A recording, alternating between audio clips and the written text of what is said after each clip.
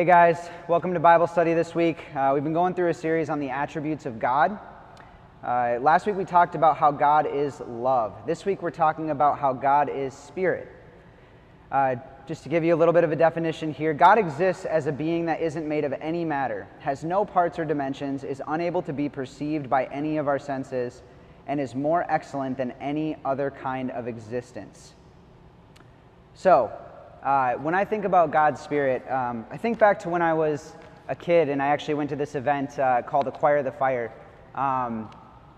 It was actually at the Target Center. It was a big event. It was really like my first exposure as a kid to, I would say like more modern, more contemporary artists and themes, but like in a Christian venue, right? So seeing rock bands for the first time and rap artists that were also Christians and like just spoke God, just spoke the truth through their music, and it was a really powerful thing for me. And I remember at the altar call, I actually I went down on the floor at the Target Center, and I remember while I was down there, and they were just inviting people to accept Jesus into their life, and I just felt this huge wave, this rush of energy just kind of flow across the room, and like it sent chills down my spine, and I still actually get goosebumps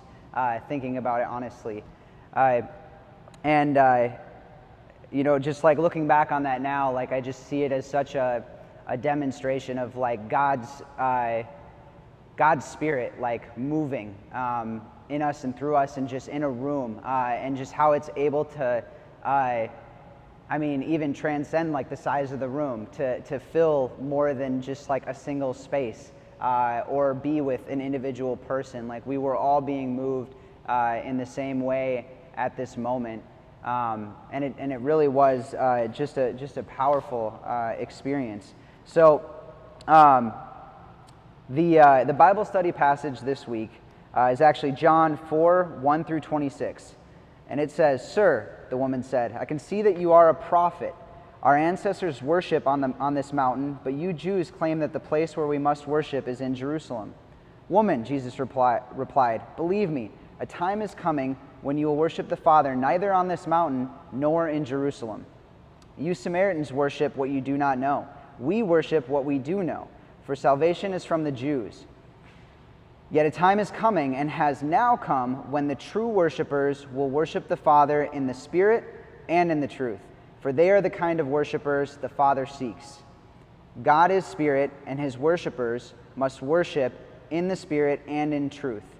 The woman said, "I know that Messiah, called Christ, is coming. When he comes, he will explain everything to us." Then Jesus declared, "I, the one speaking to, I am he." And just the line that really jumps out to me in this passage is actually, true worshipers will worship the Father in the Spirit and in truth. It does say what true worshipers should do, right, or will do. Sorry, but it's got me really thinking about like what does it mean to be a true worshiper. And like I can't say that I have an answer for that right now, but it's just really got my gears turning. So my challenge for you, take time this week to reflect on God as Spirit, and just be ready to share your thoughts next week. Hope you guys have a great week, and see you next time.